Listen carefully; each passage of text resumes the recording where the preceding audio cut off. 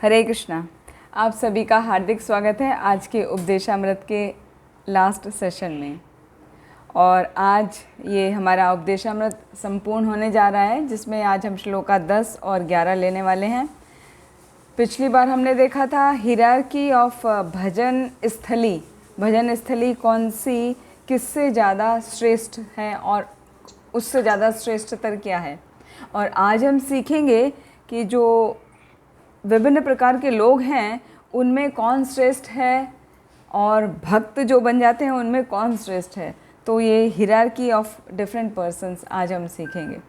तो बहुत ही सुंदर श्लोका है, उसको ध्यानपूर्वक सुनिएगा।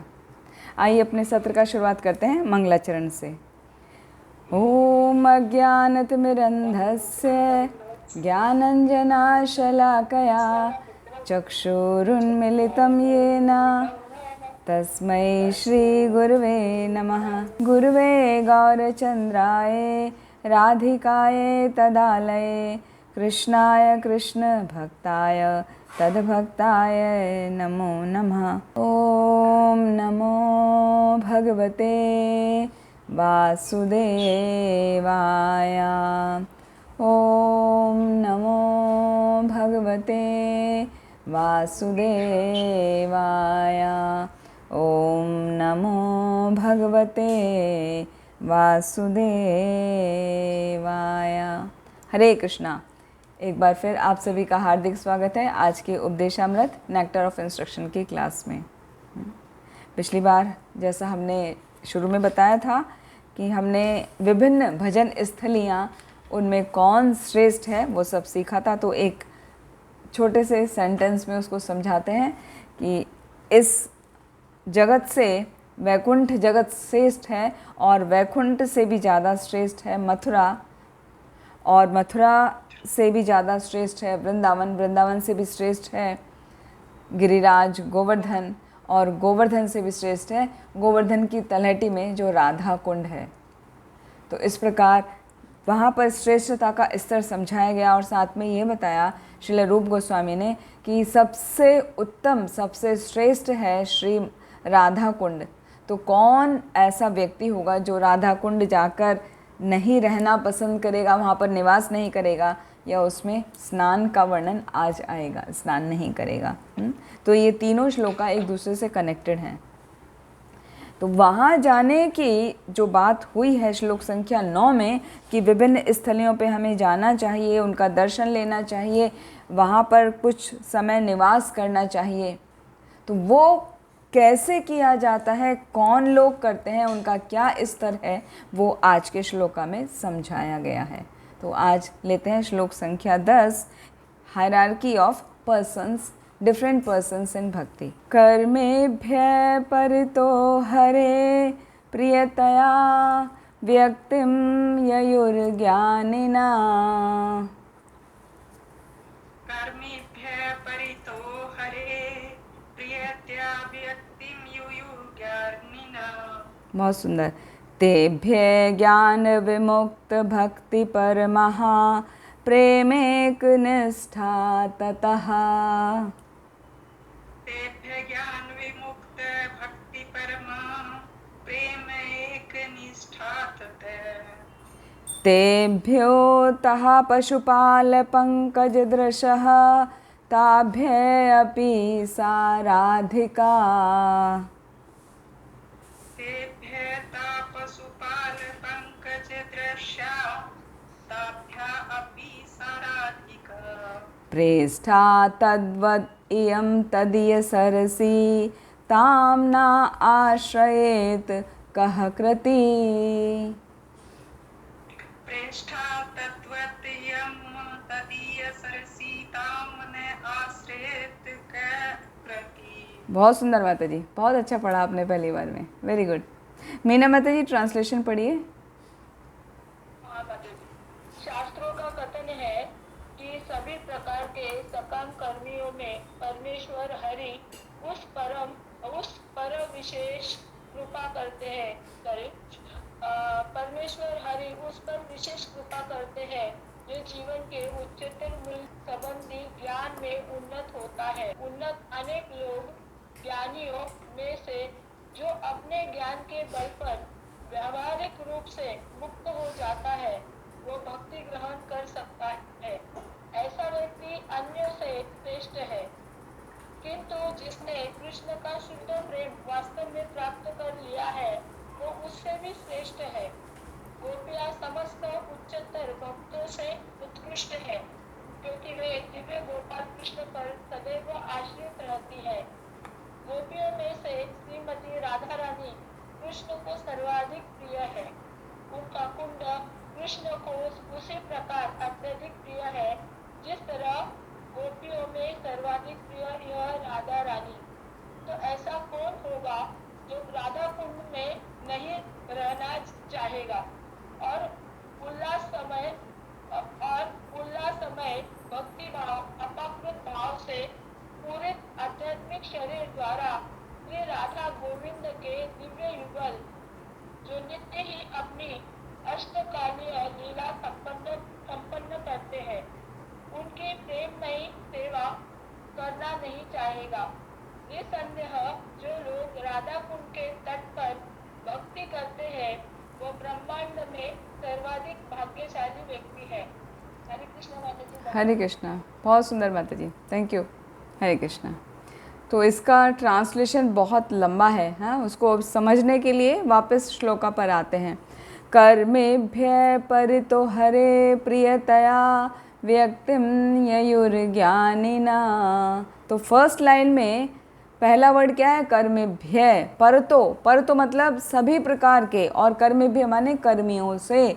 सभी प्रकार के जो कर्मी जन हैं, जो विभिन्न प्रकार से अपने कर्मों को करने में लगे रहते हैं, उनसे हरे प्रियतया, हरि को, उन ऐसे व्यक्तियों में हरि को कौन प्रसन्न करते हैं या हरि को कौन प्रिय हैं?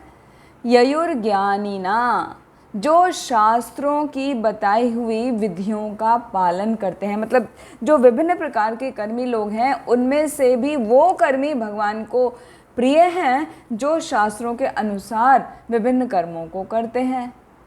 ठीक है, इसका मतलब जो व्यक्ति शास्त्रों के अनुसार बताए हुए कर्मों को नहीं करता, भगवान को वो प्रिय नहीं है। तो सबसे पहली क्वालिटी है कि कम से कम शास्त्रों में जो बताए गए हैं उनके अनुसार कर्मों को करो। फिर दूसरी लाइन, तेभ्यो ज्ञान विमुक्त भक्ति परमा प्रेमेक निष्ठास्ततः। तो यहाँ पे जो दूसरा है ज्ञान, ज्ञानी, तो आ गया उसी में पहली लाइन में कि जो ययुर्ज्ञानिना, जिन्होंने शास्त्रों के विधि विधान से कार्य कर रहे हैं। लेकिन उसमें वर्ड जो ज्ञानी है, मतलब वो व्यक्ति कर्म करते करते अभी शास्त्रों का ज्ञान लेकर अपने माइंड को फोकस कर लेते हैं। और फोकस करके कैसे हो जाते हैं वो? ज्ञान विमुक्त भक्ति परमा, मतलब वो ज्ञान प्राप्त करके वो मुक्त हो जाते हैं। मतलब उनका जो व्यवहारिक ज्ञान है वो इतना डेवलप कर जाता है कि वो संसार से उनका मन विलग होने लगता है और उनका मन भगवान की तरफ जुड़ने लगता है। तो ऐसे जो उन ज्ञानियों में भी जो ज्ञान प्राप्त कर रहे हैं शास्त्रों से, लेकिन अभी जिन्होंने भगवान की तरफ अपने प्रेम को विकसित कर लिया है, वो उनसे भी उत्तम है। तो ज्ञानियों में जिन्होंने भगवान की तरफ प्रेम उत्पन्न कर लिया, वो उन ज्ञानियों से भी उत्तम है। फिर प्रेमेक निष्ठास्ततः, निष्ठा, ऐसे जो ज्ञानी हैं जिनका भगवान में प्रेम तो उत्पन्न हो गया, लेकिन कैसा है वो? निष्ठा है। वो भी कैसा? एक निष्ठा, एक तथा, मतलब वो एकमात्र भगवान श्री कृष्ण को ही स्मरण करते हैं, उन्हीं को याद करते हैं। यानी ये भक्त कैसे हो गए? ये प्रेमी भक्त हो गए। तो पहली लाइन में कर्मेभ्य, सभी प्रकार के कर्मियों से बात शुरू करी। कर्मियों से उत्तम हो गए ज्ञानी, ज्ञानी से उत्तम हो गए ज्ञान विमुक्त जो भक्ति में लग गए, और उनसे भी उत्तम हो गए शुद्ध भक्त जिन्होंने प्रेम निष्ठा तक डेवलप कर लिया, जो भगवान के प्रति अत्यंत प्रेम है। फिर तीसरी लाइन देखिए, तेभ्यस्तः पशुपाल पंकज दृशा ताभ्यो अपि साराधिका। तेभ्य, उनसे भी ज़्यादा कौन श्रेष्ठ हैं? पशुपाल पंकज दृशा, पशुपाल मतलब जैसे नाम से लग रहा है पशु का पालन करने वाले, वो कौन? गैया का पालन, गोपालन। गोपालन कौन करते हैं? गोपाल यानी भगवान श्री कृष्ण। हाँ, तो भगवान श्री कृष्ण जिनको गोपाल के नाम से जाना जाता है, उनके प्रति क्या करते हैं? वो पूर्ण रूप से समर्पित रहते हैं, उनके आश्रय में रहते हैं। तो ऐसे कौन भक्त हैं जो भगवान श्री कृष्ण के ऊपर पूर्ण रूप से आश्रित रहते हैं? वो हैं भगवान की सर्वश्रेष्ठ गोपियाँ। गोपियाँ तो भक्तों में भी श्रेष्ठ हो गए प्रेमी भक्त, और प्रेमी भक्तों में भी श्रेष्ठ हैं गोपियाँ। ताभ्यो अपि सा राधिका, उससे भी श्रेष्ठ कौन है? ताभ्यो माने उससे भी श्रेष्ठ। सा राधिका, वो राधिका रानी, वो राधा रानी जो भगवान श्री कृष्ण की प्रियतम हैं, प्रियतमा हैं। प्रेष्ठा, 4th लाइन में आते हैं, प्रेष्ठा तद वदीयम तदीय सरसी ताम नाश्रेत कह कृति। प्रेष्ठा, प्रेष्ठा मतलब जो सर्वोत्तम है, भगवान के प्रति जिनका प्रेम है वो है सर्वोत्तम। कौन? श्रीमती राधा रानी। और तदीय, उनका सरसी, सरसी कहते हैं कुंड को, है ना, जो तालाब होता है कुंड को। तो राधा रानी और उनका कुंड वो सबसे अधिक प्रिय है भगवान को। ताम नाश्रेत कह कृति, आश्रित कहते हैं शरण लेना। तो ऐसा कौन होगा? नह माने उसकी शरण नहीं लेगा, हाँ, आश्रित, नह आश्रित, कि ऐसा कौन है जो उसकी शरण नहीं लेगा? कह कृति यानी वो व्यक्ति जो राधा कुंड की, राधा रानी की शरण लेगा वो अत्यंत भाग्यशाली होगा। तो अब इसको समझते हैं। इसमें क्या बताया है कि कृष्ण जो हैं वो सभी प्रकार के भक्तों का वर्णन कर रहे हैं। तो सबसे पहले शुरुआत करी है उन्होंने कर्मियों से। तो कर्मी भी 3 प्रकार के होते हैं। एक तो होते हैं जो, जैसा कि यहाँ पर वर्णन किया गया है, जो शास्त्रों के विधि विधानों के अनुसार अपने कर्मों को करते हैं, वो कहलाते हैं सकाम कर्मी। एक होते हैं विकर्मी। विकर्मी मतलब जो शास्त्रों के विरुद्ध चलते हैं, जो अपनी मन मर्जी करते हैं, जो विभिन्न प्रकार के पाप कर्मों में लगे रहते हैं, किसी प्रकार के किसी नियम का पालन नहीं करते। 4 जो मुख्य नियम हैं मनुष्य कहलाने वाले कि no meat eating, no intoxication, no gambling and no illicit sex, वो ये 4 नियम को ही तोड़ते हैं या कोई 1-2 तोड़ते हैं। यदि कोई ऐसा है तो वो सब विकर्मी हैं। तो जो ज़्यादातर देखा जाए तो 90% लोग ऐसे ही हैं, विकर्मी हैं, है ना। आजकल दुनिया में तो सब ये 4 नियम तोड़ते ही हैं ना। बहुत कम हैं जो ये 4 नियमों का पालन करते हैं। तो उनमें से उतने थोड़े ही मनुष्य कहलाने लायक है, वरना वो सब पशु के समान हैं जो ये सब 4 कार्य कर रहे हैं। तो ऐसे सभी लोगों में वो अच्छे हैं जो भगवान के बताए हुए शास्त्रों के नियमों का पालन करते हैं, व्रत उपवास आदि करते हैं, भगवान के किसी भी रूप को स्वीकार करके उनकी पूजा अर्चना करते हैं, तपस्या करते हैं। तो वो सकाम कर्मी हो गए। फिर उन कर्मियों में भी वो कर्मी बेस्ट हैं जो केवल पालन ही नहीं कर रहे हैं अपने इंद्रिय तृप्ति के लिए कि मुझे कुछ मिल जाए, उसकी इच्छा करके और शास्त्रों में उस नियम को ढूंढ के उसका पालन ही नहीं कर रहे हैं, वो उसके अलावा भी ज्ञान की प्राप्ति कर रहे हैं कि ये ऐसा सब क्यों हो रहा है, हमारा क्या स्वरूप है, हमें वास्तविकता में करना क्या चाहिए। तो वो सब ज्ञान प्राप्त करते हैं। तो ऐसा ज्ञान कहलाता है जीवन का उच्चतर मूल्य को जानना। तो जीवन के जो उच्चतर मूल्य को जानना चाहता है वो कहलाता है ज्ञानी। तो वो कर्मी का तीसरा स्तर है। एक पहला बताया हमने विकर्मी, जो कोई नियम का पालन ही नहीं करता, सब कुछ तोड़ता है, वो कभी जीवन में, इस जीवन में सुखी नहीं रह सकता, अगले जीवन में तो सुखी रहने का कोई प्रश्न ही नहीं उठता। वो उसके कर्मों के अनुसार उसको अगला जीवन मिलेगा, तो उसकी बात वहीं खत्म। विकर्मी सबसे बेकार, उससे बेटर कर्मी, और कर्मी से बेटर जो ज्ञानी, जो शास्त्रों का ज्ञान के अनुसार चल भी रहे हैं, साथ में ज्ञान की खोज कर रहे हैं कि मैं क्या हूँ, मुझे क्या करना चाहिए। अभी उनसे भी बेटर वो हैं जिन्होंने ज्ञान को अर्जित तो कर लिया, अर्जित करने के साथ में उसने ज्ञान को अप्लाई करना शुरू करा। एप्लीकेशन, उनको बोला है ज्ञान विमुक्त भक्ति परमा। तो आप ये वर्ड अंडरलाइन कर सकते हैं। पहले लाइन में था कर्मेभ्य यानी कर्मी, दूसरे इसी फर्स्ट लाइन के एंड में ज्ञानी, ज्ञानी ने में ज्ञानी वर्ड अंडरलाइन कर लीजिए। फिर सेकेंड लाइन में ज्ञान विमुक्त भक्ति परमा, जो ज्ञान में बहुत आगे बढ़े हुए हैं और वो भक्त कहलाते हैं। फिर चौथा अंडरलाइन करिए प्रेमेक निष्ठा, जो प्रेमी भाव से भगवान के प्रति पूर्ण निष्ठा रखते हुए भगवान की भक्ति करते हैं। तो ऐसा जो होता है वो पूरी तरह से भगवान को समर्पित होता है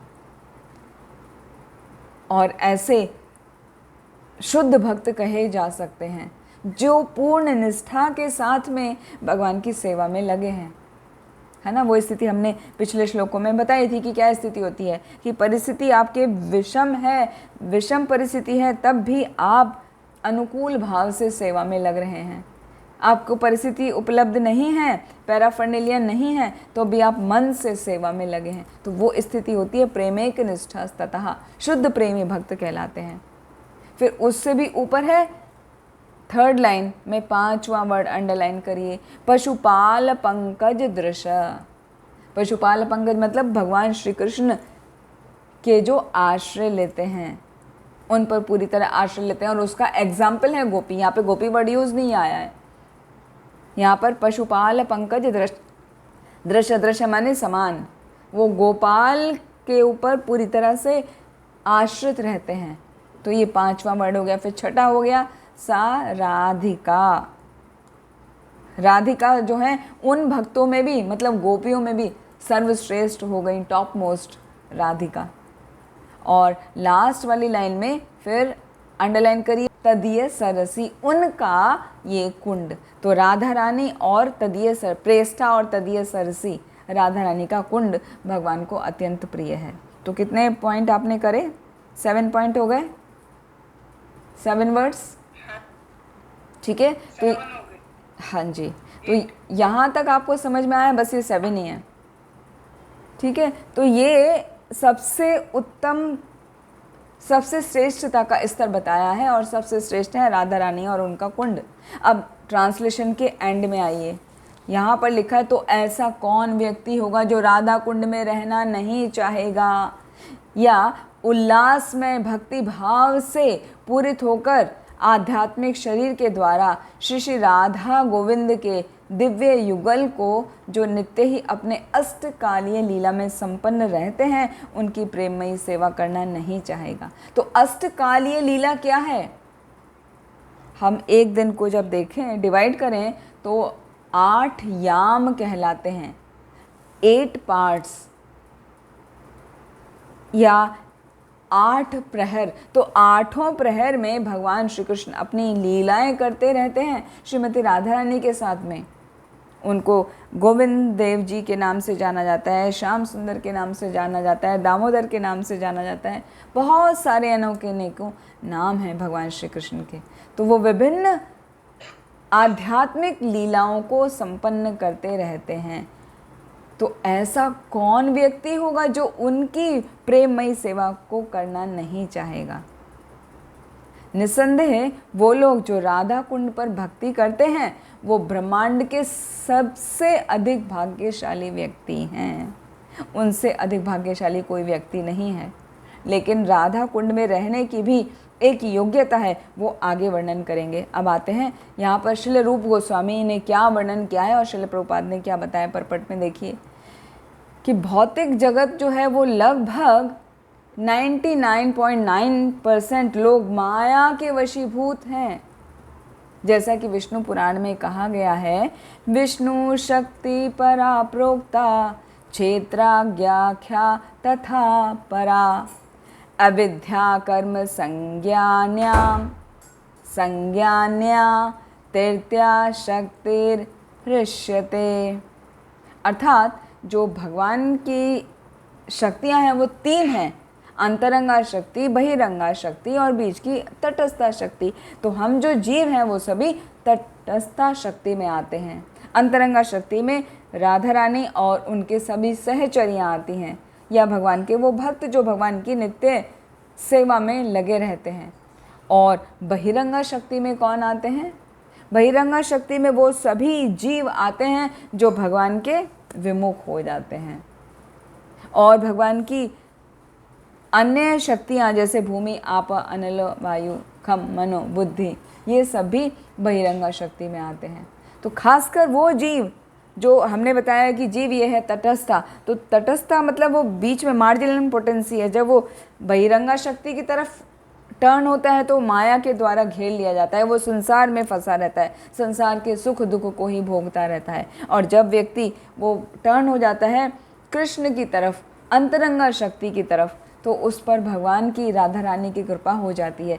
तब उसके मन में भक्ति का भाव जागता है और वो भक्ति करते हुए धीरे धीरे ज्ञानी वाला भक्ति शुरू करता है, फिर वो प्रेमी भक्त हो जाता है, फिर वो शुद्ध भक्त हो जाता है, और फिर उसको राधा रानी और राधा रानी की सखियाँ उनके साथ में राधा रानी की सेवा करने का अवसर प्राप्त होता है। तो यहाँ पर जैसे कि स्टार्ट में फर्स्ट वर्ड आया था कर्मेभ्यो, तो कर्मेभ्यो वर्ड को यहाँ समझाने के लिए बहुत फोकस किया है। क्यों? क्योंकि हम सभी उसी कैटेगरी से बिलोंग करते हैं, हम सभी कर्मी जन ही हैं।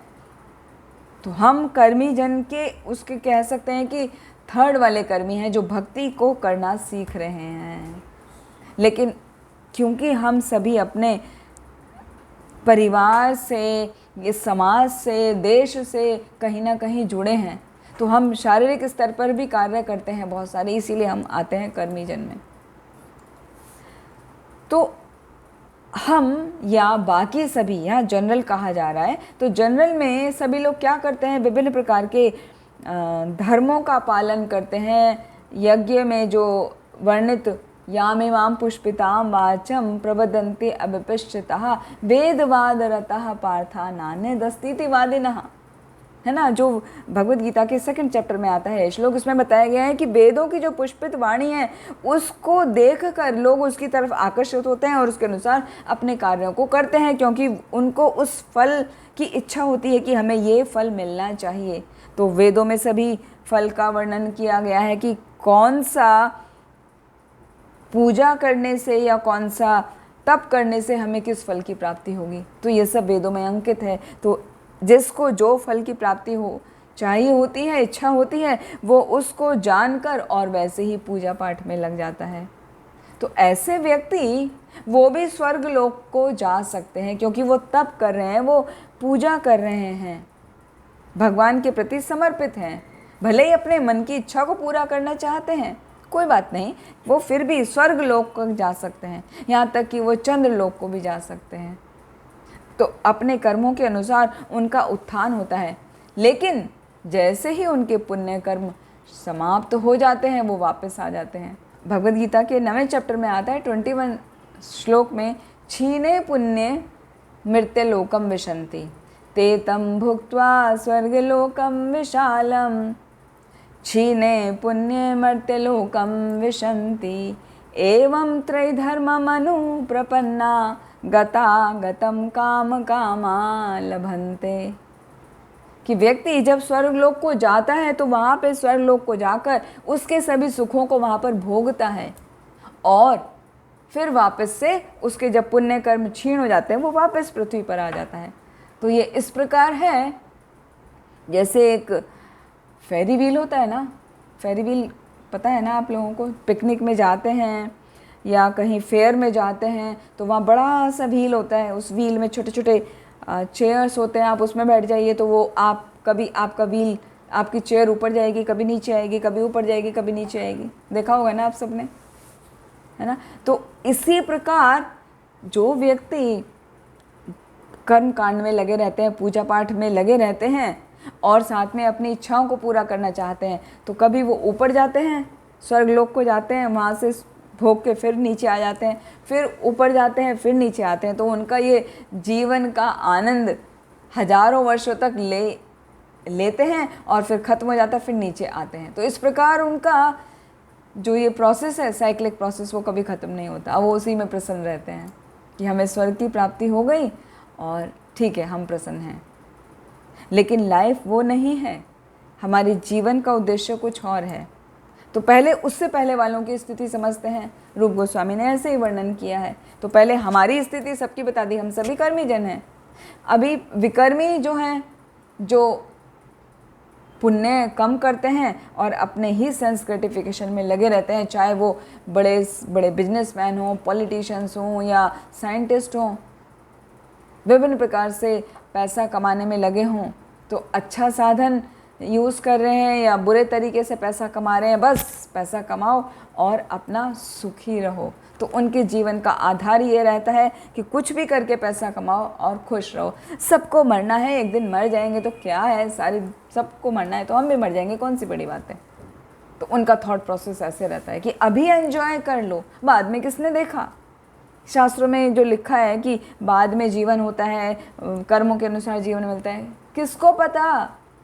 वो शास्त्रों पे विश्वास नहीं करते, तो अपने मन माने तरीके से वो जीते हैं। तो उनको उच्चतर लोकों में जाने का चांस ही नहीं मिलता, क्योंकि वो पाप कर्म में लिप्त रहते हैं। तो या तो वो मनुष्य की भी निम्न योनियाँ होती हैं, मनुष्य की भी 4 लाख योनियाँ होती हैं, तो मनुष्य की भी निम्न योनि में वो आगे बढ़ता जाता है। या तो अपने कर्मों के अनुसार वो पेड़ पौधा या कोई पशु या कोई पक्षी इस प्रकार बनता है। तो उनकी स्थिति तो बहुत ही खराब है, जो विकर्मी हैं।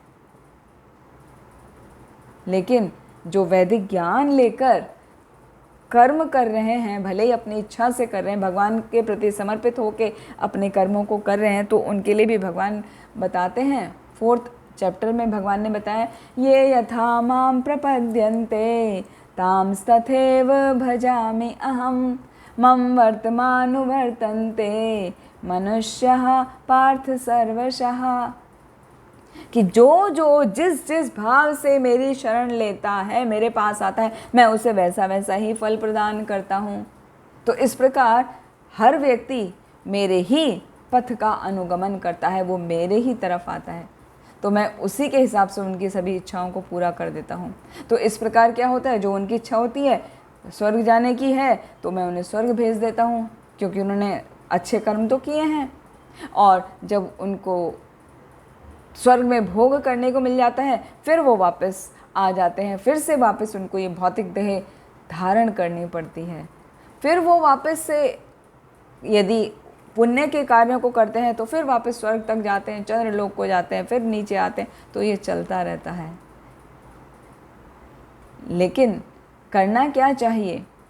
श्रीमद् भागवतम के 5वें स्कंद के 5वें अध्याय में आता है, नूनम प्रमत्ते कुरुते विकर्मा यदि इंद्रिय प्रीतय आपृणोति न साधु मन्ये यत आत्मनो अयम असन्नपि क्लेशद आस देहा। अर्थात जो विकर्मी जन हैं, जो कंप्लीटली मैटीरियलिस्टिक लोग हैं, वो जो जीवन बिता रहे हैं ना, उनका तुलना करी गई है जैसे कुकर सूकर कहते हैं कुत्ते और सुअर को। ऐसा जीवन वो जीते हैं, वो वास्तव में वो पागल हैं। प्रमत्ता माने मैड हैं, वो पूरी तरह से पागल हैं। सभी प्रकार के गर्हित कार्य करते हैं, जो नहीं करना चाहिए वो भी करते हैं। लेकिन जो बुद्धिमान व्यक्ति होता है, उसको ये सब शोभा नहीं देता। तो वो क्या करता है, वो ज्ञान लेता है और उसको पता होता है कि गलत कार्य करने से मैं उसी में पड़ा रहूँगा, तो ये सब कार्य मुझे दुख ही प्रदान करने वाले हैं, तो कैसे मैं इस दुख से बाहर निकलूँ। तो वो ज्ञान लेता है जो 3 प्रकार के दुख हैं, अधिदैविक कष्ट, आदि भौतिक कष्ट और आध्यात्मिक कष्ट। वो इन तीनों दुखों से बाहर निकलने के लिए शास्त्रों का अध्ययन करता है, शास्त्रों को श्रवण करता है और हर तरीके से वो भगवान को समर्पित होता है। तो जब वो इस प्रकार कार्य करता है तो भले ही वो धन अर्जित करता रहे, भगवान को समर्पित होता है, उसके बावजूद भी वो आगे बढ़ता है, मतलब उसको एक एक योनि ऊपर जाते हुए उसको स्वर्ग की भी प्राप्ति होती है, लेकिन इच्छाओं के कारण वापस आ जाता है।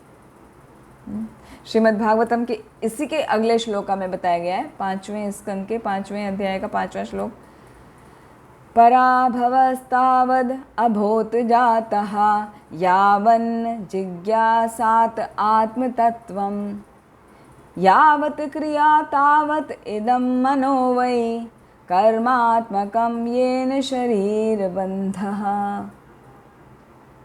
कि जब तक व्यक्ति आत्मा के तत्व को समझने के लिए उत्सुक नहीं होता, आत्म तत्व का जानने का उसकी इच्छा नहीं होती, उस स्तर पर नहीं पहुंचता, तब तक क्या होता है, वो अज्ञान के स्तर पर रहता है।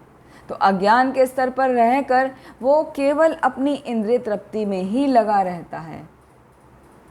लेकिन यदि वो ज्ञान प्राप्त करता है और जीवन के उच्चतर मूल्यों की तरफ आगे बढ़ता है, जीवन का उच्चतर मूल्य का मतलब है आध्यात्मिक ज्ञान प्राप्त करना, अपने स्वरूप को जानना और अपने स्वरूप को जानकर भगवान की सेवा करना, तो जब व्यक्ति ऐसे स्तर पर पहुंचता है उसको ज्ञानी कहा जाता है। ऐसा व्यक्ति फिर संसार से बंधता नहीं है, क्योंकि वो ज्ञान उसको इस बंधन से बाहर निकाल देता है ना। अदरवाइज़ ये सब बातें जो हैं वो शरीर का बंधन ही बांधती रहती हैं, बार बार वो शरीर लेने पर ही बाध्य करती रहती हैं, जब तक हम अपनी इंद्रिय तृप्ति में ही लगे रहते हैं। तो ज्ञानी ऐसे सब कर्मियों से श्रेष्ठ हो जाता है, और वो ज्ञानी जो ज्ञान प्राप्त करके और आगे बढ़ गया, उसकी अविद्या का नाश हो गया, वो पूरी तरह से शुद्ध हो गया, भगवान के चरण कमलों में जिसने अपने मन को लगा लिया और भगवान की प्रत्यक्ष सेवा करने लगा, ऐसा ज्ञानी कहलाता है भक्त। जिसने ज्ञान प्राप्त किया और ज्ञान का एप्लीकेशन किया भगवान की सेवा विभिन्न प्रकार से करने में वो संलग्न हो जाता है, तो ऐसा व्यक्ति भक्त कहलाता है और वो ज्ञानी से भी श्रेष्ठ है। और ऐसे को हम ज्ञान विमुक्त भक्ति परम भी कह सकते हैं। और इसका उल्लेख, इसका वर्णन भगवद गीता में भी आता है 7वें अध्याय में, बहुनाम जन्मनामन्ते ज्ञानवान माम प्रपद्यते वासुदेवः सर्वम इति स महात्मा सुदुर्लभः। बहुत जन्मों के बाद, बहुना मतलब अनेकों जन्म के बाद ज्ञानवान कोई एक ऐसा व्यक्ति जो ज्ञान प्राप्त करता है मेरे बारे में, वो ज्ञान प्राप्त करके क्या करता है, प्रपद्यते, मुझे शरण लेता है, मेरी शरण लेता है, मेरा आश्रय ग्रहण करता है, मुझे समर्पित हो जाता है। वासुदेवः सर्वमिति, वो ये जानता है कि एकमात्र वासुदेव ही सब कुछ है। वासुदेव किनको कहा गया है, भगवान श्री कृष्ण। हाँ, वेरी गुड, भगवान श्री कृष्ण। तो वो व्यक्ति जानता है ये कौन है, वासुदेव भगवान श्री कृष्ण। ऐसा व्यक्ति जो भगवान श्री कृष्ण को ही सब कुछ जानकर पूरा ज्ञान प्राप्त करके उनकी शरण में आ जाता है, उनका आश्रय ग्रहण कर लेता है, ऐसा बहुत ही दुर्लभ होता है। ऐसा व्यक्ति सुदुर्लभा कहा गया है, खाली दुर्लभ वर्ड नहीं आया है यहाँ पे, सुदुर्लभा मतलब दुर्लभ में भी अत्यंत दुर्लभ। और ऐसे को महात्मा कहा जाता है, सुदुर्लभ को महात्मा कहा जाता है। ये कौन से वाले महात्मा की बात हो रही है, वो ज्ञानी भक्त जो पूरी तरह से भगवान की भक्ति में लग गया। ठीक है, अब उससे आगे का स्तर क्या है, प्रेमेक निष्ठा। अभी उसको प्रेम आ गया, अभी प्रेम आके भी वो पूरी तरह भगवान को समर्पित हो गया। वो स्तर होता है पशुपाल पंकज दृशा। तो पशुपाल पंकज दृशा बेस्ट एग्जाम्पल है गोपियाँ, जो पूरी तरह भगवान श्री कृष्ण पर आश्रित थीं। उनका कोई और आश्रय नहीं था, हालांकि उन सब के अपने परिवार थे। वो अपने परिवार पर भी, अपने परिवार के किसी भी सदस्य पर आश्रित नहीं थी, वो आश्रित थी केवल और केवल भगवान श्री कृष्ण। रक्षिष्यति इति विश्वासो गोप तृप्त वर्णम तथा आत्मनिक्षेप कार्पण्या षड्विधा शरणागति। तो उसमें जो वर्ड आता है ना गोप तृप्त वर्णम तथा, वो गोपियों का ही आता है एग्जाम्पल, कि गोपियाँ पूरी तरह से भगवान पर आश्रित थीं कि वो ही हमारा भरण पोषण करेंगे, वो ही हमारी रक्षा करेंगे हर परिस्थिति में, उन्हें किसी प्रकार की कोई चिंता नहीं थी। तो ऐसी जो भक्ति विकसित कर लेता है उसको कहा जाता है गोपी भाव की भक्ति। वो गोपी भाव आना, तो ऐसा भक्त जिसने गोपी भाव विकसित कर लिया है वो उससे भी अधिक श्रेष्ठ है, और उन सबसे भी बेटर फिर भी गोपियाँ हैं। और जब भगवान श्री कृष्ण वृंदावन से जब मथुरा चले गए थे, है ना, कंस को मारना था ना, कंस की वध की लीला करनी थी, तो सभी गोपियाँ बहुत ही निराश हो गई थीं। उनकी स्थिति थी कि उनको जीवन में कृष्ण के अलावा कुछ नहीं सूझता था। ये नहीं कि कृष्ण चले गए, चलो अभी अपना घर में ध्यान दे दो। तो निरंतर वो कृष्ण का ही स्मरण करती रहती थी। तो इस प्रकार कृष्ण से उनका वियोग हो गया। वियोग होने के बाद भी निरंतर भगवान श्री कृष्ण का स्मरण कर रहे हैं उसी भाव में, तो वो भाव कहलाता है विप्रलंब भाव। वियोग में भगवान श्री कृष्ण को याद करना और उनके प्रति समर्पित होकर सेवा करना, वो कहलाता है भाव विप्रलंब भाव, जो चैतन्य महाप्रभु ने हमें दिखाया, सिखाया कि संग रहना तो आसान है, अलग रह के, विलग रह के कैसे उसका स्मरण किया जाए। उसका किसका? भगवान का, किसी और का नहीं, किसी फैमिली मेम्बर का नहीं। तो चैतन्य महाप्रभु ने स्वयं अपने एग्जाम्पल से दिखाया। तो ऐसे जो भक्त हैं उनमें गोपियाँ श्रेष्ठ हैं, और गोपियों में भी सर्वश्रेष्ठ हैं गोपी श्रीमती राधा रानी। राधा रानी का भगवान श्री कृष्ण के प्रति इतना अगाढ़ प्रेम है कि भगवान श्री कृष्ण स्वयं भी नहीं समझ पाते कि राधा रानी मुझे किस प्रकार प्रेम करती है, उनका क्या भाव है। राधा रानी के ये भाव को जानने के लिए ही भगवान श्री कृष्ण ने चैतन्य महाप्रभु के रूप में प्रकट हुए। मतलब उनका जो प्राकट्य हुआ एक भक्त के रूप में, वो स्वयं भगवान श्री कृष्ण हैं जो राधा रानी का भाव लेकर प्रकट हुए, जिससे वो जान सके कि राधा रानी किस प्रकार कृष्ण को प्रेम करती हैं, तो वो क्या फील करती हैं, वो क्या अनुभव करती हैं। तो ऐसा दिव्य भाव है श्रीमती राधा रानी का, जो भगवान की सेवा में निरंतर 24 घंटे लगी रहती है, उनसे कभी चूकती नहीं।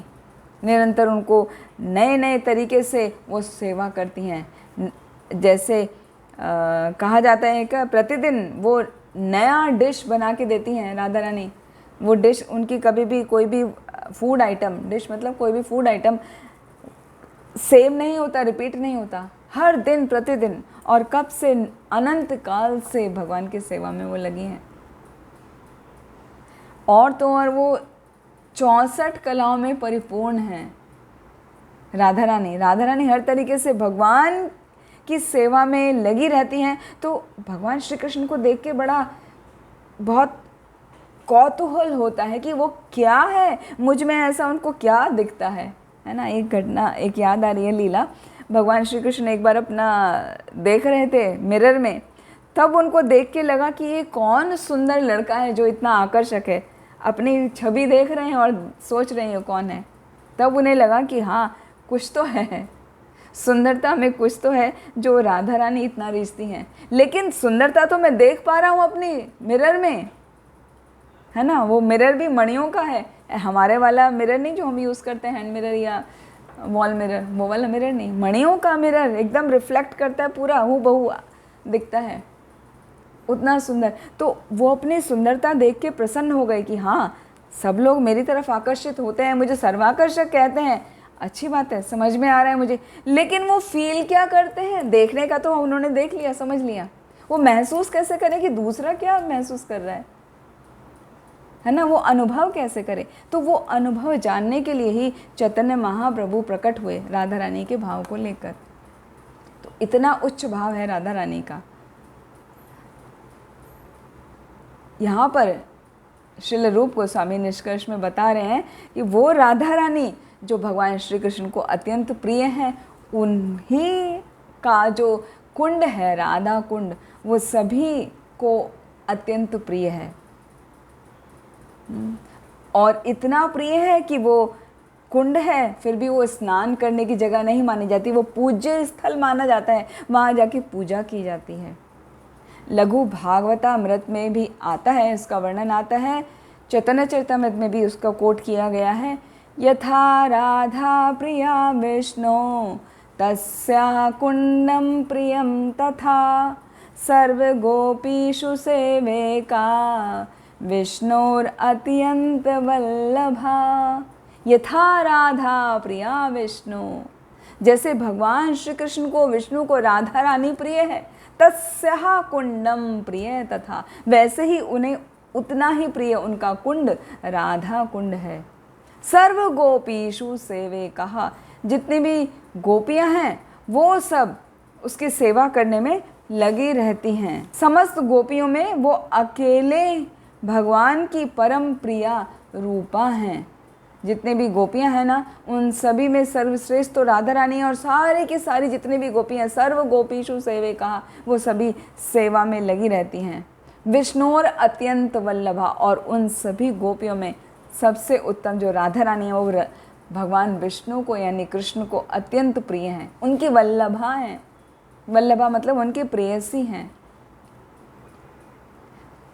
तो इसका निष्कर्ष ये निकला, रूप गोस्वामी, श्रील रूप गोस्वामी बता रहे हैं कि जो हमने 10वां श्लोक दिया है उसका अर्थ ये है कि जिस व्यक्ति को कृष्णा कॉन्शियसनेस में रुचि रखनी है, उसमें आगे बढ़ना है, तो उसको राधा कुंड की शरण में जाना ही चाहिए और वहाँ जाकर भक्ति करनी चाहिए। भक्ति भी आजीवन भक्ति करनी चाहिए, अपने जीवन को व्यर्थ नहीं गंवाना चाहिए, क्योंकि ये जो सेंस ग्रेटिफिकेशन है या अपने घर परिवार का, रिश्तेदारों का, या जो भी हम जहाँ जहाँ जिससे भी जुड़े हैं उन सभी लोगों के साथ तो हम पता नहीं कितने जन्मों जन्मों से जुड़े रहते हैं।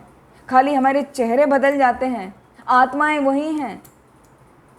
जो इस जन्म में अभी हमारे क्लोज हैं वो पिछले जन्म में भी हमारे साथ थे, वो अलग रूप में थे। कोई मित्र था या फैमिली रिलेशन में, अभी डायरेक्ट रिलेशन में है, हो सकता है वो थोड़े फार रिलेशन में हो, बाकी ले दे के सब वही घूम घूम के आते रहते हैं लोग, खाली हमारे चेहरे बदलते हैं।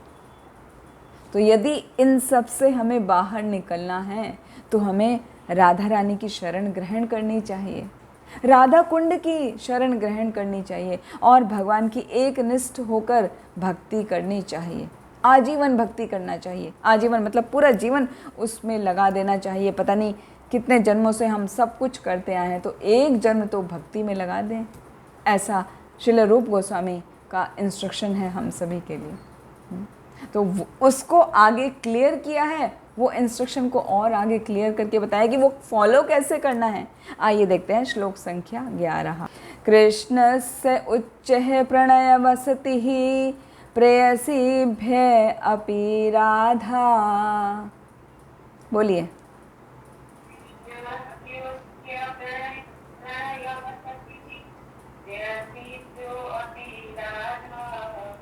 कुंडम च आस्या मुनिभिः अभितः ताद्रक एव व्यधायी।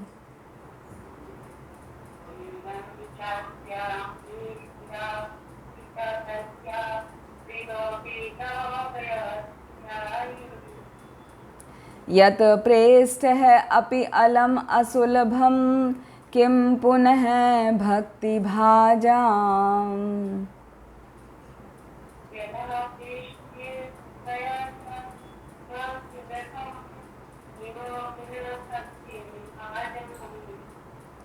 तत्प्रेम इदं सकृद अपि सरः स्नातु अविष्करोति।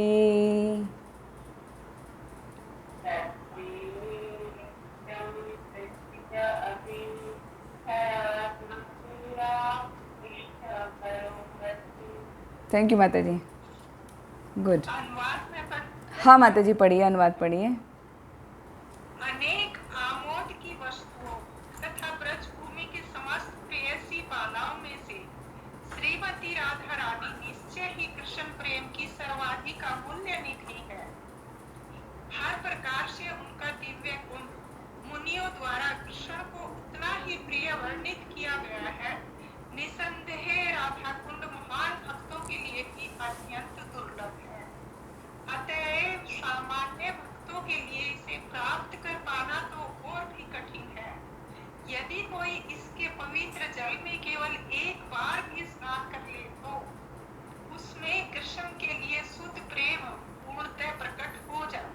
हरि बोल, बहुत सुंदर। कृष्णस्य उच्चैः प्रणयवसति प्रेयसीभ्यऽपि राधा कुण्डं च आस्य मुनिभिः अभितः तादृगेव व्यधायि यत् प्रेष्ठे अपि अलम् असुलभं किं पुनः भक्तिभाजां तत्प्रेम इदं सकृद् अपि सरः स्नातु आविष्करोति। इसका एक एक शब्द बहुत सुंदर है। कृष्ण से, भगवान श्री कृष्ण का, उच्च है प्रणय वसति, भगवान श्री कृष्ण का जो प्रेम है उच्च, सबसे ऊंचा जो प्रेम है वो प्रणय वसति, वो प्रेम का पात्र है क्या? राधा कुंड। राधा कुंड के बारे में बात हो रही है। प्रेयसी भय, उनकी जो प्रेयसी है, एभ्य मतलब उससे भी, प्रेयसियों में से भी सबसे अधिक प्रिय यानी श्रीमती राधा रानी। अपि राधा, श्रीमती राधा रानी। कुंडम च अस्या, उनका जो कुंड है, राधा रानी का कुंड यानी कि राधा कुंड, तो वो मुनि भी अभितः, सभी मुनिगण विभिन्न प्रकार से, सभी प्रकार से तादृग एव व्यधाई, वो वर्णन करते हैं। सभी मुनिगण भी उस राधा रानी के कुंड का वर्णन करते हैं। वो राधा रानी का कुंड जो अत्यंत उच्च है भगवान श्री कृष्ण के प्रेम में, प्रेम का वो पात्र है। फिर अगली लाइन में यत प्रेष्ठः अपि अलम असुलभम, प्रेष्ठ है कहते हैं जो परम उच्च है। पिछले श्लोक में भी आया था ना, प्रेष्ठा आया था श्रीमती राधा रानी के लिए, है ना, जो हमने अंडरलाइन करवाया था कि आप अंडरलाइन करिए उसको। तो प्रेष्ठा मतलब सबसे उत्तम। तो जो राधा रानी है, उनके जो भक्त हैं, जो इनकी मुनियों की बात हो रही है, यत प्रेष्ठ है अपि अलम असुलभम, उनको भी प्राप्त करना ये अत्यंत कठिन है, असुलभ है, मतलब आसानी से प्राप्त नहीं किया जा सकता। ये राधा कुंड भक्तों को भी आसानी से प्राप्त नहीं है, तो फिर बाकी लोगों की तो बात करें क्या जब भक्तों को भी प्राप्त नहीं है। किम पुनः भक्ति भाजाम, तो जो भक्ति में लगे हुए हैं उनकी तो कहना ही क्या, जो शुद्ध प्रेमी भक्त हैं राधा रानी के, उनको भी ये प्राप्त नहीं होता आसानी से। तद प्रेम इदम सकृद अपि सरह स्नातु आविष्करोति, तो वो जो स्थान है वहाँ पर राधा रानी का जो कुंड है, राधा कुंड है, उसमें एक बार भी यदि किसी को स्नान करने का अवसर मिल जाता है तो आविष्करोति, जो कृष्ण प्रेम है वो स्वतः प्रकट हो जाता है। इतना अधिक इसका इम्पोर्टेंस है राधा कुंड का, कि राधा कुंड में यदि किसी को एक बार भी स्नान करने का अवसर मिल जाता है तो उसको कृष्ण प्रेम की प्राप्ति हो जाती है। वो कृष्ण प्रेम जो भगवान के प्रेम से पूरी तरह राधा रानी भरी हुई हैं, उनकी सेवा में लगी रहती है, वो प्रेम लिक्विफाइड फॉर्म में होकर, द्रवित होकर उस कुंड में भरा हुआ है। शास्त्रों में वर्णन आता है राधा कुंड का जल वास्तव में जल नहीं है, वो अमृत है। कौन सा अमृत है? भगवान श्री कृष्ण के प्रेम का अमृत है, जो राधा रानी के हृदय में है। जो राधा रानी के हृदय में भगवान श्री कृष्ण का प्रेम हिलोरे मारता रहता है, वो राधा रानी का प्रेम, वो कृष्ण प्रेम, वो उसमें भरा हुआ है। कृष्ण प्रेममयी राधा, राधा प्रेममयो हरि, जीवने निधने नित्यं राधा कृष्णो गतिर्मम। कृष्ण प्रेममयी राधा, राधा प्रेममयो हरि। राधा रानी को कृष्ण के प्रति प्रेम है और कृष्ण को राधा रानी के प्रति प्रेम है, तो वो जो प्रेम है वो लिक्विफाई होकर उस कुंड में भरा हुआ है। तो वो जल वास्तव में जल नहीं है, हमारी आंखों से वो जल दिखाई देता है, वो प्रेम है भगवान का राधा रानी के प्रति और राधा रानी का भगवान श्री कृष्ण के प्रति। तो ऐसे जल को हमें बहुत ही भक्ति भाव के साथ में देखना चाहिए, उसकी पूजा करना चाहिए। उसमें साधारण, हाँ जी बोलिए माता जी। आप कह रहे हैं उसमें स्नान करने को मिल जाए, वो हमारे कर्म हाँ कहाँ ऐसे हो सकते हैं? जी जी माता जी जी कहाँ ऐसे भक्त हैं जो बिल्कुल स्नान कर सके? बिल्कुल, अभी बताऊंगी, प्रश्न उत्तर बाद में लीजिएगा। ये मैं वही बताने जा रही हूँ जो आप अभी पूछ रहे हैं, मैं ऑलरेडी बताने जा रही हूँ। तो वो जो प्रेम से भरा हुआ है सरोवर, उसको हमें, जैसे मैंने बताया, प्रेम और बहुत ही आदर के भाव से उसकी पूजा करनी चाहिए। लेकिन यहाँ पर श्रील रूप गोस्वामी कह रहे हैं कि वो तो मुनियों को भी, जो ज्ञानी या मुनि भक्त हैं, जो भगवान के प्रेमी भक्त हैं, उनको भी आसानी से प्राप्त नहीं होता, वो तो दुर्लभ है। फिर भी यदि किसी को एक बार भी स्नान करने का अवसर प्राप्त हो जाता है तो वो शुद्ध प्रेम प्रकट कर सकता है। तो उसका अर्थ ये नहीं है कि हमको जाके उसमें डाइव करना है, कूद जाना है और स्नान करके बाहर आ जाना है। उसको साधारण स्विमिंग पूल समझ के, कि बड़ा सा स्विमिंग पूल है, चलो लेट मी एन्जॉय, अंदर जाऊंगा मैं, पानी में तैर के अच्छे से बाहर आऊँगा, तो आप ऐसा करेंगे तो आपको कुछ हाथ नहीं लगने वाला, क्योंकि आपकी मेंटेलिटी वो है कि वो जल है, साधारण जल है। यदि आपकी मेंटेलिटी वो है कि ये तो राधा रानी और कृष्ण का प्रेम है, तो वो प्रेम मान के उसको, उसकी पूजा करेंगे, उसका एक बूंद मात्र अपने ऊपर छिड़क लेंगे, उससे भी आपको कृष्ण प्रेम की प्राप्ति हो जाएगी। तो चैतन्य महाप्रभु ने ये भाव दिया है। श्रील प्रभुपाद ने बताया, रूपानुग जो हैं, हम लोग जो भक्त हैं रूपानुगा कहलाते हैं ना, तो हमारे जो स्पिरिचुअल मास्टर हैं वो कभी भी अनुमति नहीं देते कि हमें जाकर उसमें स्नान करना चाहिए। हमें उसकी अंडरस्टैंडिंग करनी चाहिए कि क्या है, उसे समझो, उसको समझो कि राधा रानी और भगवान श्री कृष्ण का वो मेल्ट हुआ प्रेम है, पूरा अमृत है, वो नेक्टर है। तो मैं इस योग्य कहाँ हूँ, मैं तो एक साधारण अभी भक्त हूँ, भक्त बनने की कोशिश कर रहा हूँ। वो भाव रख के उस प्रेम का यदि थोड़ा सा जल लेके अपने ऊपर सरस पे छिड़क लेंगे, तब भी आपको उतना ही फल की प्राप्ति होगी और आप किसी प्रकार के अपराध से बच जाएंगे, क्योंकि हम उसके योग्य ही नहीं हैं। तो वो हमारे हृदय में भाव होना चाहिए। तो इसलिए यहाँ पर रूप गोस्वामी बता रहे हैं, साथ में ही ये जो बात कह रहे हैं ना कि एक बार स्नान कर लें, उससे पहले उन्होंने क्या बोला है, उस वाली बात पे भी ध्यान देना चाहिए कि ये सामान्य भक्तों के लिए तो कहना ही क्या, जो भक्त हैं, जो राधा रानी के प्रिय भक्त हैं, उनके लिए भी ये अत्यंत कठिन है, वो भी इसको नहीं पा सकते।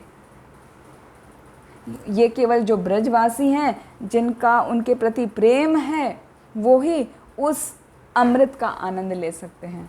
तो ऐसे लोग जो वहाँ पर रहते हैं, राधा कुंड में रहते हैं, गोवर्धन की तलहटी में रहते हैं, वहाँ वो लोगों के लिए इंस्ट्रक्शन है, बेसिकली हमारे लिए नहीं है।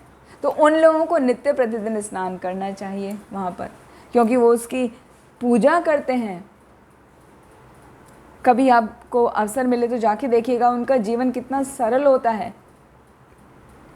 उनको कोई ब्रांडेड कपड़े नहीं चाहिए होते, कोई ब्रांडेड खाना नहीं चाहिए होता है। सिर्फ पेट भरने के लिए थोड़ा सा मिल जाए, चपाती मिल जाए, दाल मिल जाए, या थोड़ा दाल राइस मिल जाए, बस जो भी मिल जाए, वो भी सूखा रूखा कैसा भी मिल जाए। और वो निरंतर हरि भजन ही करते रहते हैं, वो राधा राधा नाम ही रटते रहते हैं, वो कृष्ण कृष्ण ही जपते रहते हैं। वो उनके प्रेममयी जो गीत है ना, जो वैष्णव सॉन्ग हैं, भले ही वो किसी भी भाषा में गाएं, बस वो उसी में लगे रहते हैं। तो वो जो उनका प्रेम है, उनको अधिकार है, वो उसमें स्नान कर सकते हैं। हम लोग नहीं, हम लोग उसके योग्य नहीं हैं। तो यहाँ पे छोटी सी स्टोरी लेते हैं कि ये राधा कुंड के पीछे इतिहास क्या है। जो भक्त लोग हैं वो तो जानते हैं, जो यहाँ पे कुछ लोग नए हैं उनके लिए ये स्टोरी है। बाकी जो भक्त हैं वो सुन के आनंद लीजिए, क्योंकि राधा रानी की स्टोरी और भगवान श्री कृष्ण की तो कथाएं हम जितना भी सुने उतना ही कम है ना। हमें तो वही सिखाया जाता है कि निरंतर श्रवण और कीर्तन करते रहना चाहिए। तो एक बार की बात है, अरिष्टासुर का वध भगवान श्री कृष्ण ने किया। अरिष्टासुर क्या था, वो उसने बैल का रूप, बछड़े का रूप धर लिया और उनके बछड़ों में आ मिला। तभी वो बछड़े चराया करते थे ना भगवान श्री कृष्ण, तब छोटे उसकी बात है। तो बछड़े का रूप धारण करके अरिष्टा नाम का असुर, अरिष्टासुर उसमें मिल गया। लेकिन वो तो पहचान गए कि ये असुर मिल गया है और ये आज गड़बड़ करने वाला है, ये मारने वाला है। तो भगवान को जैसे ही पता चला, उन्होंने क्या किया, इसका वध करना चाहिए। तो उन्होंने अरिष्टासुर का वध कर दिया। अभी राधा रानी और सखियों ने, गोपियों ने देखा तो वो कहने लगे कि अरे कृष्णा, तुमने तो आज गोहत्या कर दी, क्योंकि वृषभ तो गो का ही वंश का है ना, गो का ही मेल है वृषभ।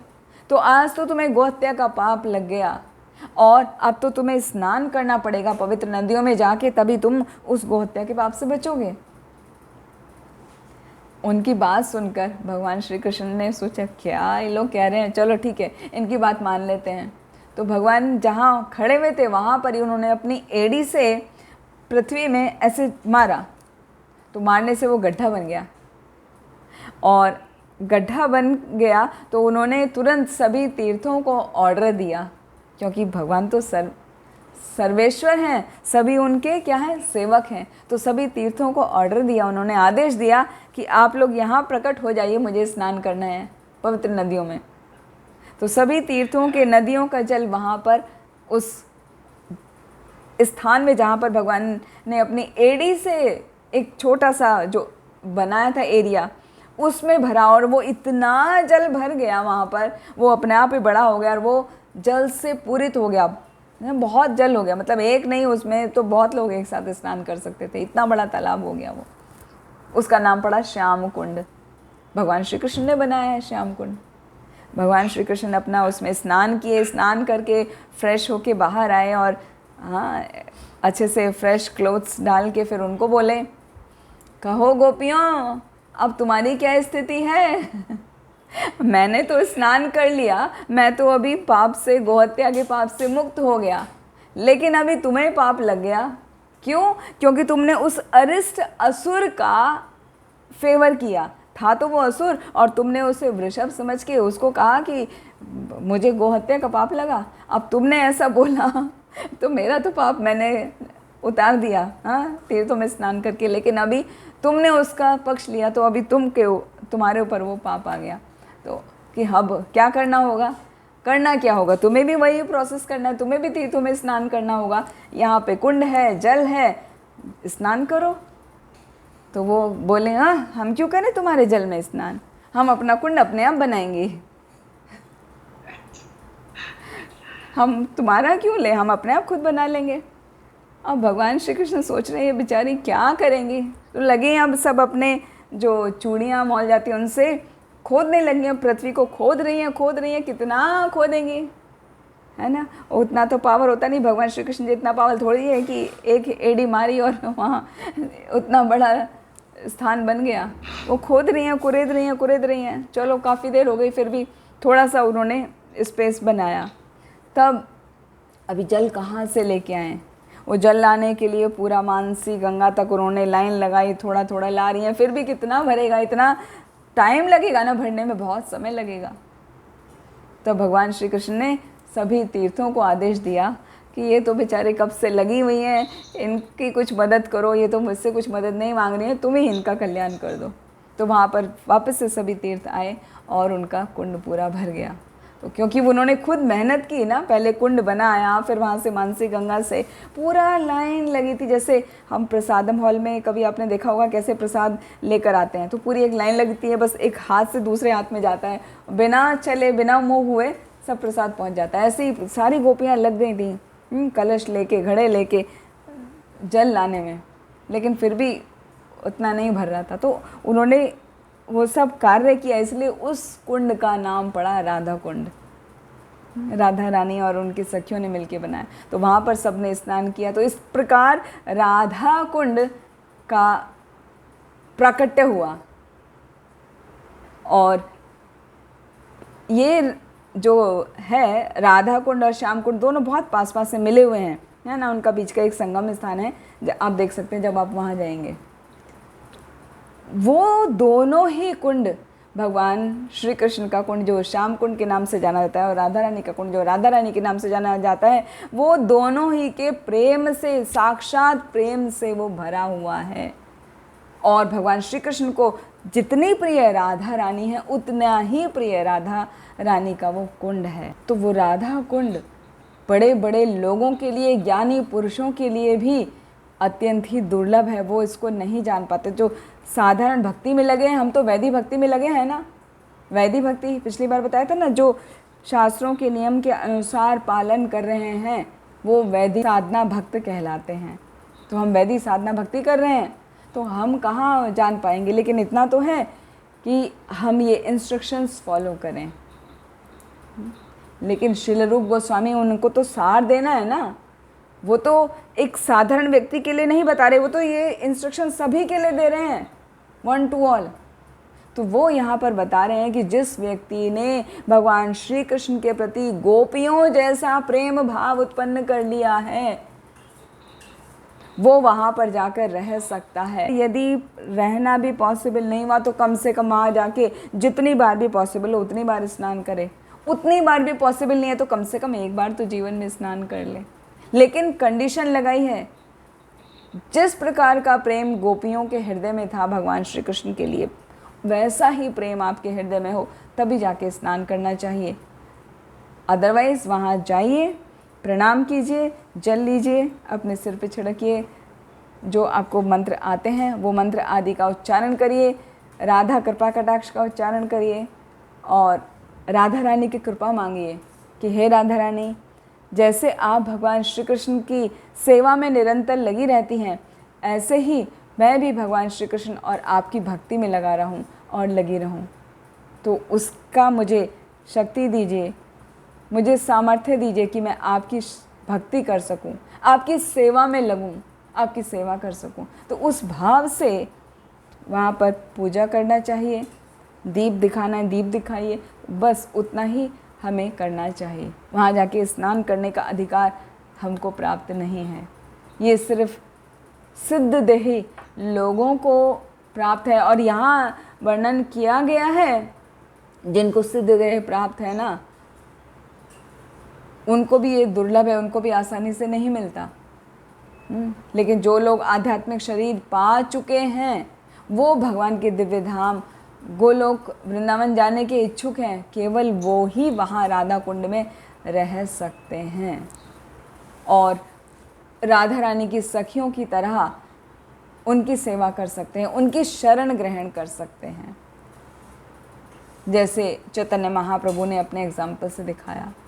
और श्रील भक्ति सिद्धांत सरस्वती ठाकुर, जो श्रील प्रभुपाद के गुरु महाराज हैं, हमारी गुरु परंपरा में आते हैं, वो अपने भाष्य में लिखते हैं, टिप्पणी में लिखते हैं कि नारद जी, नारद मुनि जैसे और सनक सनातन ऐसे बड़े बड़े मुनि भी राधा कुंड में आकर स्नान करने का अवसर प्राप्त नहीं कर पाते, जो कि भगवान की मंजरियों के रूप में सेवा करते हैं। मंजरी कहते हैं राधा रानी की सखियों को, राधा रानी की सखियों के रूप में सेवा में लगे हैं, उनको भी वो अवसर, वो सौभाग्य प्राप्त नहीं हुआ है। लेकिन जिन्होंने भगवान श्री कृष्ण के लिए दिव्य प्रेम विकसित कर लिया है, उनको अवश्य ही वहाँ पर जाना चाहिए और स्नान करना चाहिए। तो जो भक्त वहाँ पर ओरिजिनली रहते हैं, जो ब्रजवासी हैं, जो क्या पूरा मतलब लाइफ आफ्टर लाइफ है ना, पीढ़ी दर पीढ़ी वहीं पर रहते आ रहे हैं, क्योंकि उनके हृदय में कृष्ण प्रेम है, राधा रानी के प्रति प्रेम है, तो वो उनको तो वहाँ पर रहकर प्रतिदिन स्नान करना चाहिए, क्योंकि उनके हृदय में कोई भौतिक धारणा ही नहीं होती। वो किसी भौतिक चीज़ को पाने की इच्छा नहीं रखते। उनकी केवल एक इच्छा होती है कि मैं ये जब शरीर छोड़ूं तो श्रीमती राधा रानी की नित्य सेवा में लग सकूं।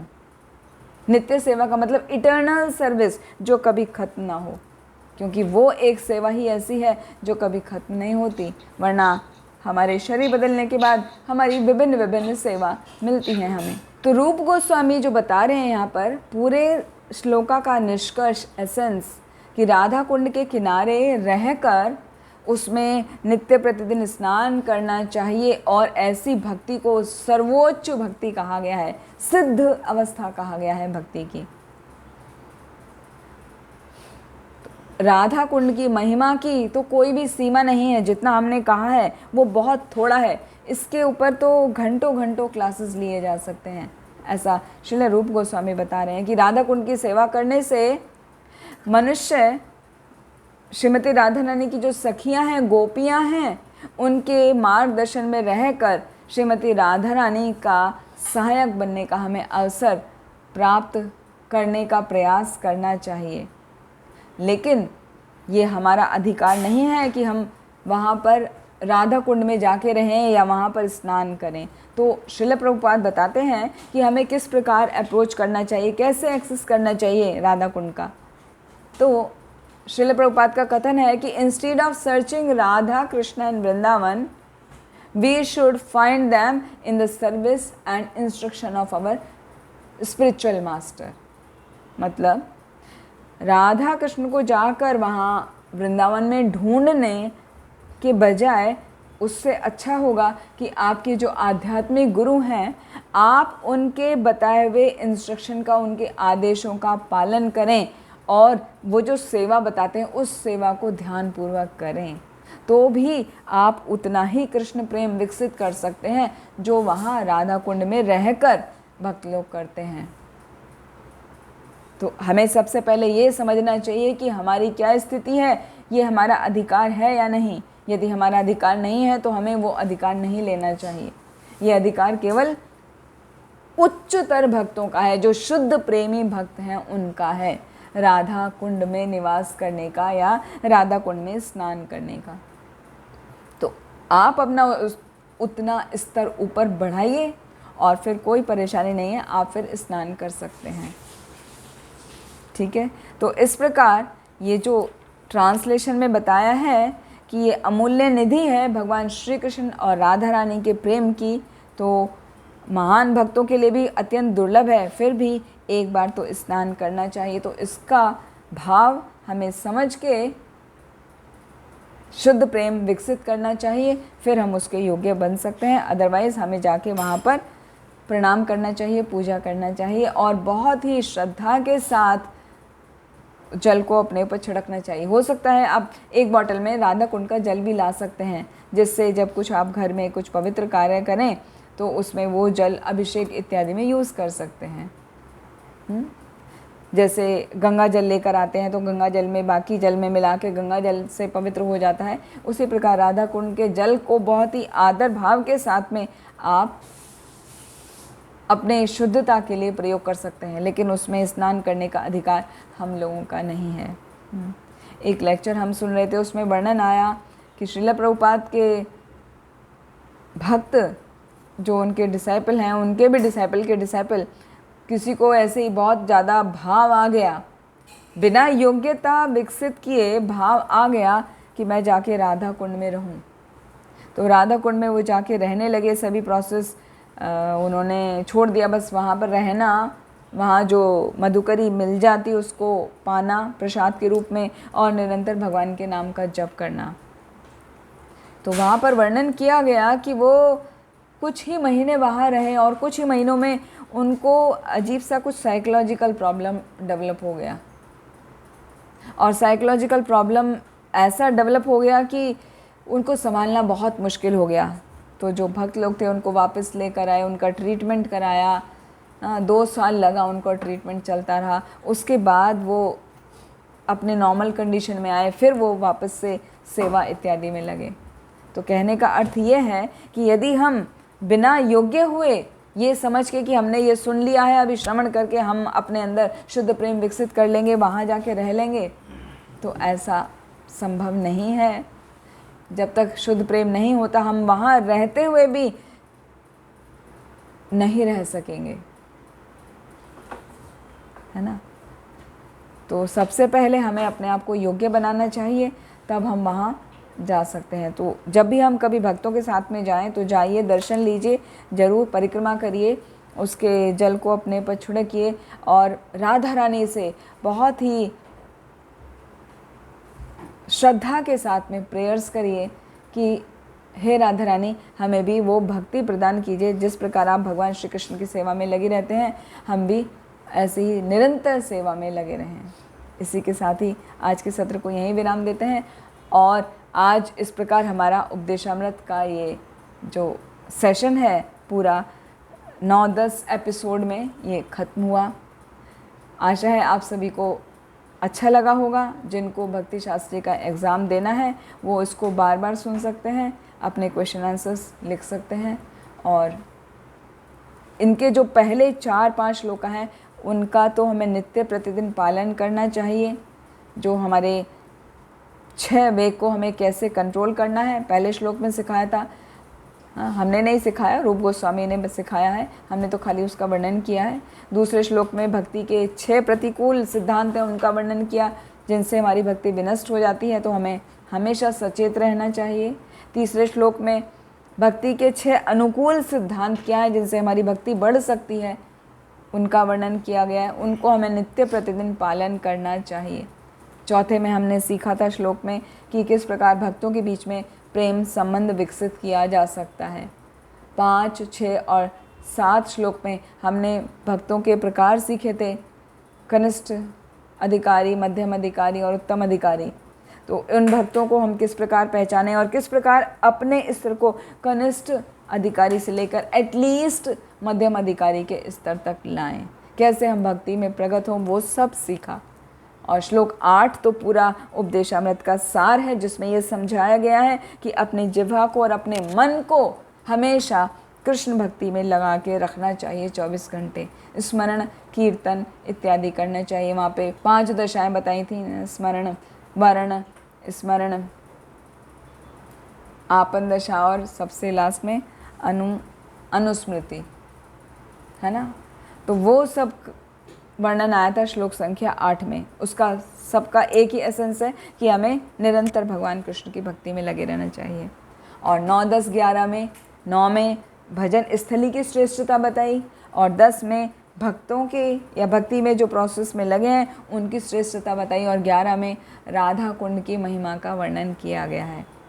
तो इस प्रकार ये सभी उपदेशों को समझकर हमको अपने जीवन में उतारना है जिससे हम सभी अच्छे भक्त बन सकें। इसी के साथ आप सभी का बहुत बहुत धन्यवाद। वांछा कल्पतरुभ्यश्च कृपा सिंधुभ्येव च पतितानां पावनेभ्यो वैष्णवेभ्यो नमो नमः। हरे कृष्णा। अब क्वेश्चन आंसर सेशन स्टार्ट करते हैं। किसी का कोई भी प्रश्न है तो पूछ सकते हैं। माता जी हरे कृष्णा। हरे कृष्णा माता जी। सबसे पहले भक्ति करना ही सिखा दो, इतना आत्मसमर्पण कैसे करें?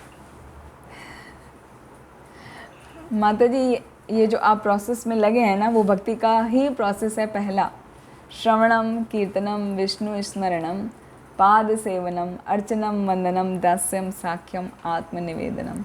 ये 9 ही प्रोसेस हैं भक्ति के और सबसे पहला है श्रवणम। वो आप सभी लोग कर रहे हैं तो निरंतर श्रवण करते रहिए। श्रवण के बाद है श्रवणम, कीर्तनम, कीर्तन करना है। जो सुना है अभी उसको दूसरों को बताना है या उसको गाना है। कीर्तन का दोनों ही मतलब है, गाना भी और बताना भी, प्रचार प्रसार करना भी। तो अच्छे से सुनिए। जब उसको बार बार सुनते रहेंगे तो फिर ऑटोमेटिकली आपको भी फिर कहना भी आएगा, तो आप वो करेंगे। तो ऑलरेडी आप प्रोसेस में हैं भक्ति में और कुछ अलग से नहीं है। प्रहलाद महाराज ने भी यही कहा था जब उनके पिता हिरण्यकशिपु ने पूछा था कि तुम क्या सीख रहे हो, कि मैं भक्ति सीख रहा हूँ। वो क्या है भक्ति, क्या चीज़ है भक्ति? यही उन्होंने बताया, श्रवणम, कीर्तनम, विष्णु स्मरणम, पाद सेवनम। ठीक है माता जी। तो ऑलरेडी आप प्रोसेस में हैं, आप अच्छे से करते रहिए श्रद्धा के साथ। हरे कृष्ण। रहेगा तो हो जाएगी फिर तो। जी जी जी। हरे कृष्ण। हरे कृष्ण। धन्यवाद प्रणाम। धन्यवाद। हरे कृष्ण। वसंता माता जी। राधा कुंड में जाने का और वहाँ पूजा करने का सौभाग्य प्राप्त हुआ अभी 1 हफ्ते पहले ही। हरि बोल, जय हो जय हो। कैसा लगा? बहुत बहुत अच्छा लगा माता जी।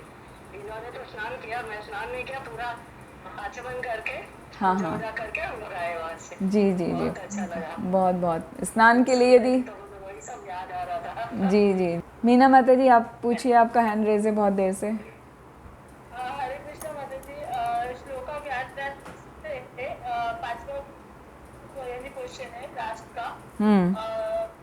श्री उपदेशामृत 11वां व्याख्या करते हैं कि यदि कोई एक बार भी श्री राधा कुंड में स्नान करता है तो श्री कृष्ण के प्रति उसका प्रेम गोपी भाव में विकसित होता है। हालांकि बार बार स्नान करने के बाद भी किसी को इसकी अनुभूति नहीं होती। मुझे समझ में नहीं आया। हालांकि बार बार स्नान करने पर भी इसकी अनुभूति नहीं होती। वो इसलिए ना माता जी, जब तक हम योग्य नहीं होंगे हमें कृष्ण प्रेम की अनुभूति होगी ही नहीं। उसके लिए प्योरिटी चाहिए सबसे पहले। तो शुद्धता जब तक शुद्ध प्रेम विकसित नहीं होगा उसको कैसे हम पात्र में रख पाएंगे, है ना। जैसे सपोज करिए दूध है, दूध को आप जिस भी पात्र में रखिए, दूध मैंने इसलिए बताया है, पानी को भी आप समझ सकते हैं, दूध इसलिए कि उसमें वाइट आप देख सकते हैं। तो कांच का किसी भी तरीके का बॉटल का शेप है या कुछ भी है, आप वैसा ही उसको शेप में आ जाता है, ठीक है ना। इसी तरह वो जो कृष्ण प्रेम है, हमने बताया ना, वो लिक्विफाइड फॉर्म है, वो तो लिक्विफाइड नेक्टर है, अमृत है। तो हम पात्र हों तभी तो हम उसको ले पाएंगे ना। भले हम ट्रायंगुलर हों, सर्कुलर हों, रेक्टेंगल हों, लेकिन पात्र तो होना चाहिए। अभी हम पात्र बने ही नहीं हैं। और पात्रता का सबसे बड़ा जो योग्यता है वो है शुद्धता, प्योरिटी। तो जब तक हम शुद्ध नहीं हो जाते, हम उसमें क्या 1000 बार स्नान कर लें, कई जन्मों तक भी स्नान कर लें, कुछ नहीं होगा। हर बार जितनी बार भी वहाँ जाएं वृंदावन, हर यात्रा में एक बार या सुबह शाम जिस दिन जा रहे हैं उस दिन भी 2 बार स्नान करके आएं, कुछ नहीं होने वाला। एक माइन्यूट सा भी फ़र्क नहीं आने वाला। तो वो फ़र्क तभी आएगा जब शुद्धता आ जाएगी। और जिस दिन शुद्धता आ गई, वो शुद्धता एक बूंद से भी आ जाएगी आपको। यदि आपके ऊपर किसी ने जल छिड़क भी दिया तो भी आपको ऐसा लगेगा क्या अमृत की वर्षा हो गई आज तो मेरे ऊपर। जैसे कभी आपने महसूस किया होगा कि जब आरती होती है, आरती के बाद में शांति जल मिलता है ना, शांति जल तो बहुत बार मिलता है, कभी कुछ होता है क्या। लेकिन जिस दिन आपके हृदय में कोई भाव होगा उस दिन आपको लगता है कि आज कुछ तो स्पेशल लग रहा है।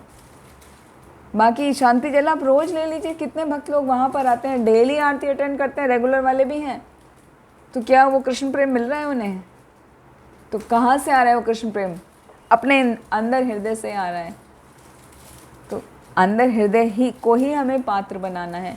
जब हमारा पात्र सुचारू पात्र बन जाएगा, विकसित हो जाएगा, तब हम उसको समझ पाएंगे, वरना नहीं।